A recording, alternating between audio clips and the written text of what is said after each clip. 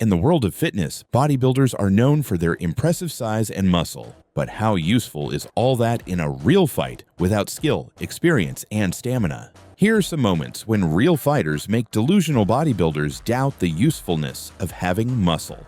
As we get into it, please like the video, subscribe to the channel, and tap the bell to be notified about our new fighting stories. In the following clips, real fighters prove the importance of training and skill. Starting with this bodybuilder. He was reported to have very little fighting experience, but decided to go against a pro martial artist. You can already see the bodybuilder's lack of skill with the way he keeps throwing those punches like he is playing with his girlfriend's stomach. But he will soon understand that this is not a game. You can see the shock on his face as his ass speedily kisses the mat. That laugh shows that he thinks that was a fluke. The mat must have been slippery. These flurry of fluffy punches again? Well, here's a serious punch, bro. That leg wobble. This bodybuilder is realizing this is some serious stuff. He is gradually losing steam, and you can see that the pro fighter is just getting warmed up, but our guy is saved by the bell. The second round begins, and he decides to change strategy. Maybe tackling the pro fighter would work.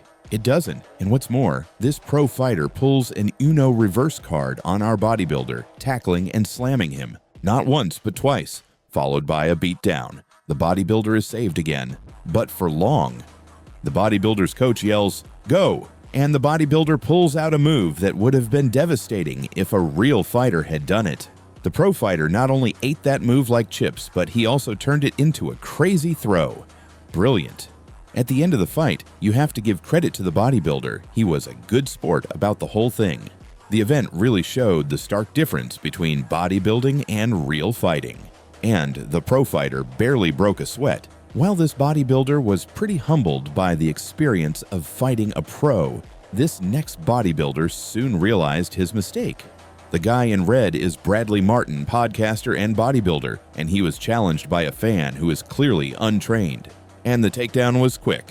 The fan did say he was sure Bradley would throw him, even before the fight started. With such cheap challenges, Bradley must have thought he was good enough to fight real fighters. On a podcast with Sean O'Malley, a professional mixed martial artist who only weighs 135 pounds, Bradley said he could beat the pro fighter. This was Sean's response. From Bradley's laugh, you could tell he doesn't believe Sean's words. So clearly something else is needed to humble this bodybuilder, something that is more than words. And that person turned out to be Nelk's bodyguard. Initially, it looked like Bradley knew what he was doing, but it was obvious he lacked the endurance and the flexibility to keep the security guy in that chokehold. Look, immediately, the security got out of that choke. He was all over Bradley. His movement indicated that though he might not be a pro fighter, he has definitely had some serious training. And he was about to do a shocking thing to Bradley, something the bodybuilder wouldn't believe. After putting Bradley in a waist grab, which the bodybuilder could not get himself out of, this security guy, who is roughly in the same weight class as Bradley, lifted him up like the bodybuilder was not over 250 pounds. But the worst of the whole scenario was the chokehold he was about to carry out on Bradley. Thankfully, a member of Bradley's crew foresaw the consequences of Bradley getting sent to sleep in the lounge of a popular hotel and quickly told him to tap out. In another instance, Bradley met up with a BJJ instructor, and this was how the story went. Yes, Bradley is the guy in blue, and the instructor is in white. You can practically hear the air leave his chest as he lands on the mat. At least he was honest enough to say how much that affected him. Notice how difficult it was for a 6 feet 3 inches tall, 260 pounds weighing Bradley to lift the instructor who at least weighs less than him. It is simple. Fighting has techniques and skills, and you just have to learn them. The BJJ instructor clearly positioned himself in such a way that made it practically impossible for Bradley to lift him. The worst was yet to come. That must have hurt really bad. The difference in ability was so great that it was now a joke.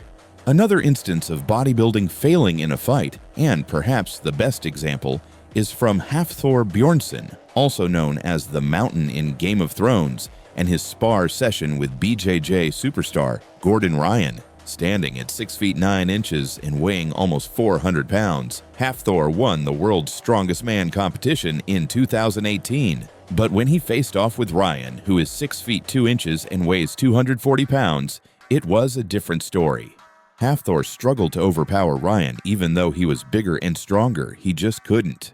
Ryan even allowed him to be on top, which is practically fighting suicide, but the grappler still managed to take control, proving that muscles alone aren't enough. Ryan easily took one of the biggest men alive down and held him without any trouble.